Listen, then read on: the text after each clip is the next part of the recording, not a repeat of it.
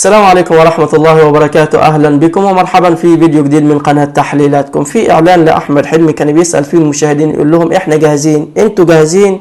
فبالنسبة للزملكاوية، الزملكاوية جاهزين، فإحنا أهلاوية جاهزين لمباراة القمة، مباراة بكرة طبعا بعد الفضيحة والخسارة ب3 أهداف مقابل لا شيء من نادي بيراميدز والحالة اللي فيها النادي الأهلي والفضائح. فإحنا جاهزين.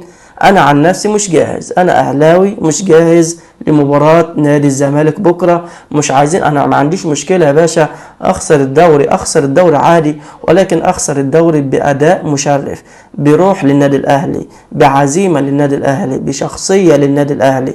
ولكن حتى لو اتهزمت امبارح أو أول امبارح أو آخر مباراة من بيراميدز، بس كنا نشوف على أرض الملعب أداء أو حاجة مبشرة للنادي الأهلي. ولكن على الوضع اللي احنا شفنا فيه النادي الأهلي سواء من بيراميدز أو قبل بيراميدز أو الخسارة والخروج من الترجي اللي ما حصلتش عبر التاريخ، إن نتهزم من الترجي رايح ونتهزم من الترجي جاي، نتهزم من بيراميدز رايح نتهزم من بيراميدز جاي، فدي ما حصلتش على تاريخ النادي الأهلي.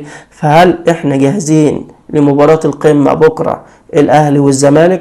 زي ما قلت في بداية الفيديو، أنا ما عنديش مشكلة أخسر الدوري، ولكن أخسر بشرف، أخسر بأداء، أخسر بروح، أخسر بغلطة حكم، أخسر بسوء توفيق في هذه المباراة، ولكن أخسر بروح وأداء مخيب للأمال، بأداء كارثي، بنتيجة كارثية. ده اللي ما عنديش، حتى ما عنديش مشكلة ان انا اخسر الدوري، بس ما اخسرش مباراة القمة. يعني مش هيبقى دوري خسارة دوري وخسارة قمة.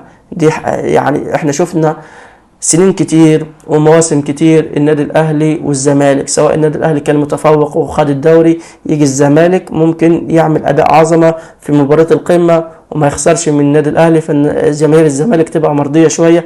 احنا خسرنا الدوري ماشي، بس في مباراه القمه احنا فزنا عليكم والدنيا ماشي. وكان برضو بيحصل العكس، الزمالك كان ياخد الدوري في هذه مثلا هذا الموسم او هذه السنه، والنادي الاهلي يروح فايز عليه في مباراة القمة. فبالتالي جماهير الاهلي احنا خسرنا الدوري ماشي، بس احنا فزنا عليكم في مباراة القمة. لكن احنا نخسر من بيراميدز رايح جاي، ونخسر اخر مباراة بفضيحة 3 أهداف مقابل لا شيء، ونخسر الدوري، وكمان نخسر مباراة القمة مع الزمالك بأداء كارثي مثلا. فدي حاجة صعبة جدا. عامة يا جماعة، في غربلة هتحصل في النادي الأهلي على مستوى اللعيبة سواء نجوم أو غير نجوم. يعني أشرف بن شرقي يا باشا، مش عاجبك الوضع الجديد اللي هيبقى في النادي الأهلي، هتعرضه ويمشي. إمام عاشور يا باشا، مش عاجبك الوضع الجديد اللي في النادي الأهلي بداية من الموسم الجاي، هتعرضه ويمشي. أحمد سيد بيزو، أحمد سيد زيزو، مش عاجبك يا باشا الوضع برضه، هتعرضه وتفضل ويمشي. تريزيجيه كذلك، بس تريزيجيه وافق على العروضات الجديده وعلى التحديثات الجديده والشروط الجديده اللي املاها عليه النادي الاهلي. قال لهم يا باشا انا ابن النادي، وانا ما يهمنيش اللي انتوا عايزين تعملوه في العقد بتاعي اعملوه، انا مستمر مع النادي الاهلي. وهو فعلا اللاعب الوحيد اللي كان في مباراه بيراميدز بيلعب بروح وبشخصيه وحماس وغيظ على النادي الاهلي. فحتى سجل هدف وتم احتسابه تسلل، ما اعرفش تسلل ازاي، الخطين هما الاثنين شبه بعض، حتى المخرج ما عليهاش غير مره واحده، ما علينا. فالمهم هو اللاعب الوحيد اللي وافق على جميع الشروط.